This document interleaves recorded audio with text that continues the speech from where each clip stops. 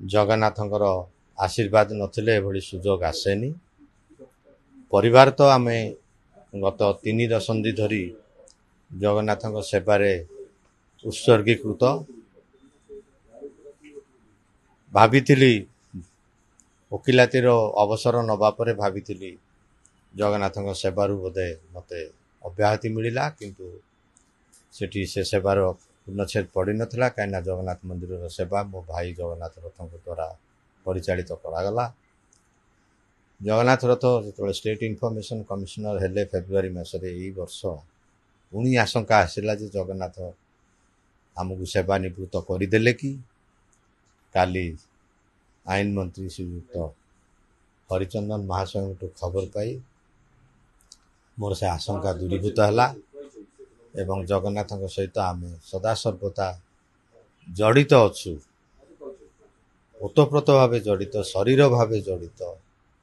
मोर भक्तिपूर्ण अर्घ्य जगन्नाथ को आशीर्वाद करेंगे। ये जो दायित्व आमको देइछंती आम से दायित्व को केमती सुचारू रूपे संपूर्ण कर। नोटिफिकेशन जहाँ दर्शाऊँची रत्नभंडार खोलिबा एवं मणति गणतिर दायित्व कमिटी को दिया जाइछि। मु भाबुची बोधे आम दायित्व वर्तमान पई मु कहि परिबिनी जे आम दायित्व रत्नभंडार मरामती पई अछि कि नहीं मु वर्तमान कहि परिबिनी। नोटिफिकेशन ए विषय रे किछि जणौ नाही। मीटिंग काली प्रथम थर पई बसुची, तेणु एथिरे बहु विज्ञ व्यक्तित्व अछंती। तेणु समस्ते आग बसु, बसिले तार कोण अनुकोण को निश्चित भाव में विचार को नबु। ये किसी सामान्य जिनस नुह, ये गोटे असामान्य जिनस। 46 वर्ष पर यहाँ बर्तमान प्लेस करने को जाऊँगी।